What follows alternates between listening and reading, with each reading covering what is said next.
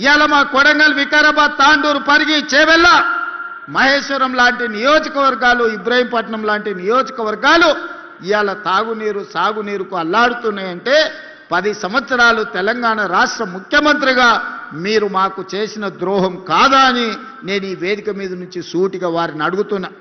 ఎందుకు ఉమ్మడి రాష్ట్రంలో సమైక్య పాలనలో సీమాంధ్ర పాలకులు మంజూరు చేసి పక్క రాష్ట్రమోడు మనకు నిధులు ఇచ్చి అనుమతులు ఇస్తే సొంత రాష్ట్రంలో పుట్టి పెరిగిన తెలంగాణ ఉద్యమకారుడు అని చెప్పుకునే చంద్రశేఖరరావు రంగారెడ్డి జిల్లాకు గోదావరి జలాలు రాకుండా ఎందుకు అడ్డుకున్నాడో ఇవాళ రంగారెడ్డి జిల్లాలో మేము నాయకులమని చెప్పుకునే సబితా ఇంద్రారెడ్డి గారు సమాధానం చెప్పాలి.